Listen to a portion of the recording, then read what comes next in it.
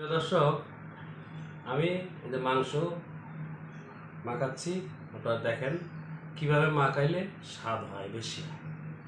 সবচেয়ে বড় কথা হলো, মাংস যদি আপনি মাখানোর মতো স্বাদ না করতে পারেন, রান্না করে স্বাদ করতে পারবেন না। অতএব আপনারা যারা মাংস রান্না করবেন অবশ্যই খেয়াল রাখবেন, সমস্ত মশলা দেওয়ার পরে এইভাবে এইভাবে মাংস করবেন, মাখাবেন। যত মাখাবেন মাংস অর্ধেক সিদ্ধ হবে আপনার এই মাখানোর ভিতরে। খেয়াল রাখতে হবে, অবশ্যই পরিষ্কার পরিচ্ছন্নভাবে করতে হবে। আমরা দেখেন, আমি সব কিছু একবারে দিয়ে দিছি। আমার রান্নায় ভুল থাকতে পারে, তবে কমেন্টে জানাবেন যে কি ভুল হয়েছে বা ঠিক আছে কি না, সব কিছু জানাবেন। এই দেখেন, আমি অনেক সুন্দর করে মাখালাম।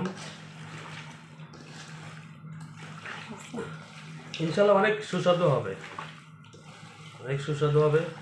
কারণ আমি এর আগেও রান্না করেছি, আমার রান্না খেয়ে অনেকেই প্রশংসা করেছে যে না, আপনার রান্নাটা অনেক মজা, সুস্বাদু। দেখেন প্রিয় দর্শক, মাংসগুলো অনেক বড় করছি। কেন করছি? একদম মনের মতো করে নিজ হাতে রান্না করছি।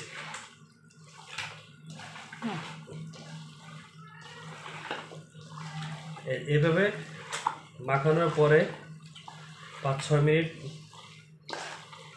আপনি এভাবে মাখাবেন। মাখানোর পরে পরিমাণ মতো মাংস সিদ্ধ হওয়ার জন্য পরিমাণ মতো হাত ধোয়ার পানিটা